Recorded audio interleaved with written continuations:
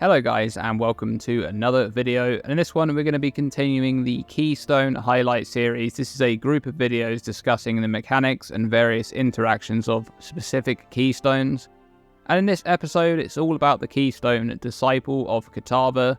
Now this is a keystone that's only acquirable from the unique cluster jewel Kitava's teachings. This is a small cluster jewel and it drops exclusively from the unique bosses Omniphobia and Kotus during Delirium encounters in maps. So as this is a cluster jewel, it needs to be socketed in an outer socket of the passive tree, either directly in one of those normal sockets or in one of the sockets that extend from a large or medium cluster jewel. And once you socket it, you then need to spend an additional passive point to actually allocate the keystone that branches out from the jewel socket.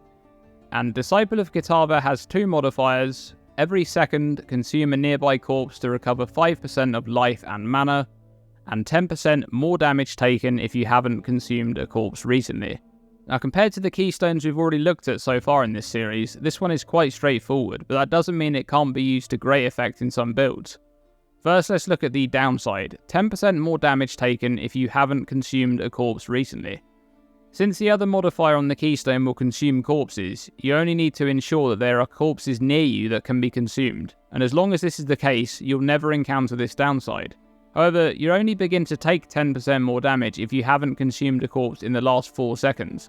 So you do have some leeway here, even if there are no corpses available to be consumed for a few seconds. So how can we ensure that there will always be corpses nearby? Well, if you're using a skill that requires corpses as your main damage ability, such as Detonate Dead or Cremation, you'll already be using Desecrate or Unearth a lot of the time to spawn corpses that you can then explode with those skills.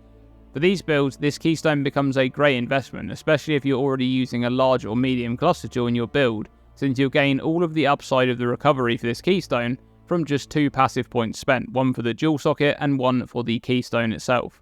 This is also true for builds using General's Cry. The skill requires 1 corpse to spawn each Mirage Warrior, but it doesn't actually consume the corpses. These builds are most often played on the Berserker Ascendancy, and when this keystone is paired with the Warcry Mastery that recovers 15% of life when you use a Warcry, you have an incredible amount of life and mana recovery which will be constantly topping off your resources. Some of the builds that require corpses to function can use the Corpse Walker unique boots. These boots trigger the Corpse Walk skill while they're equipped, which constantly spawns corpses around you as you move. However, on a build that doesn't typically use corpses, by combining the Disciple of Kitava keystone with these boots, it will essentially allow you to fully automate the process and provide decent, consistent recovery. The Corpse Walker boots are especially powerful during mapping when there will be plenty of corpses near your character most of the time, providing a lot of regeneration and movement speed. This can be especially useful on builds that typically struggle with having good recovery methods. Should also be noted that the keystone's downside will almost never be active during mapping, of course, when there's a consistent stream of corpses around you most of the time. However, do be aware that during map boss encounters, especially ones that are isolated without adds, the 4-second window may run out and then you'll be vulnerable, so having a method of spawning corpses is advised. You can also use a trigger item or a gem setup such as a cast when damage taken loop to constantly spawn corpses using Desecrate. You could consider a trigger weapon using the Betrayal mod. If this mod is crafted, it has an 8-second cooldown, which isn't ideal, but if it's unveiled it will have a 4-second cooldown, and this can be very useful for bossing in particular, where the corpses will likely be in range to provide constant recovery with the Disciple of Kitava keystone. This trigger mod also scales with cooldown recovery rate. It's important to note that the downside of this keystone is not tied to the consumption of corpses by the keystone itself. Any method of consuming corpses will be counted as consuming a corpse recently, for example using an offering skill to consume corpses. And what about the upside of this keystone? Consume a nearby corpse to recover 5% of life and mana.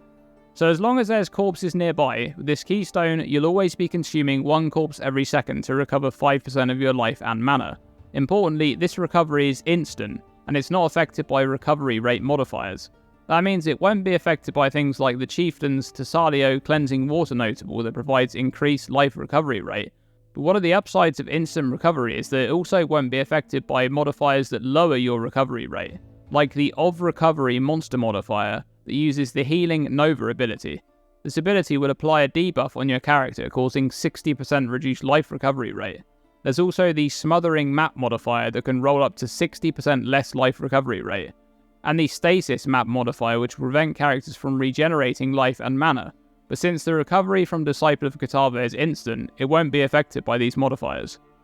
One of the best use cases for this Keystone will be on a build that can use the percentage recovery scaling for both life and mana. For example, a mana stacking build which uses Archmage and Arcane Cloak and will be consistently expending a large amount of mana, and can benefit a huge amount from the mana recovery from this Keystone. These builds will also be using Mind over Matter, so whenever damage is taken, it is split over life and mana, and the recovery from this Keystone becomes very efficient at dealing with that damage. The Necromancer is a strong option for these types of build archetypes due to the Essence Glutton Ascendancy notable. This notable provides energy shield and mana regeneration for each nearby corpse, but it also grants 8% of energy shield and 4% of mana regenerated over 2 seconds when you consume a corpse. This modifier doesn't stack, but with the Disciple of Kitava Keystone, providing you have corpses to consume, you'll be recovering 4% of energy shield and 2% of mana per second, on top of the 5% instant life and mana recovery from the Keystone itself. This is a very strong combination of mechanics that provide a constant source of recovery for life, mana, and energy shield. The Necromancer also has the Corpse Pact Ascendancy notable, which will inflict a base 10% chill and 15% shock on enemies near corpses you've spawned recently. This also scales with your non-damaging ailment effect, and provides a stacking increased attack and cast speed modifier for each corpse consumed recently. There's also the Undertaker passive tree notable, which has some nice synergy with the Keystone, as the increased damage and regeneration modifiers will be up all the time, and it also increases your corpse cap for Desecrate and Unearth if you're using those abilities. Then there's the new mastery that was added in 3.21 on the recovery wheels of the passive tree. This one functions exactly the same as the Disciple of Kitava Keystone, but it instead procs every 3 seconds and consumes a nearby corpse to recover 10% of life. And the Devouring Diadem unique helmet, which drops from the Katarina boss, will also consume corpses in a similar way by triggering Feast of Flesh every 5 seconds to consume up to 10 corpses, recovering life, mana, and energy shield per corpse consumed. So you can stack a lot of similar modifiers to gain a bunch of recovery for your resources, but you do need to be careful when spawning corpses, especially high-level corpses, as monsters can also detonate these, so you need to pay attention to that. Overall, the Disciple of Kitava Keystone is useful in providing an alternative recovery method for both life and mana. It's especially beneficial on builds that already utilize corpses, but it can be used in some that don't as well. The Keystone's use case will grow if more support and buffs are implemented for the mana stacking archetypes in the future. That's it for this video. I hope you guys enjoyed it. Subscribe if you want to see more content like this in the future, and as always, stay tuned and stay safe.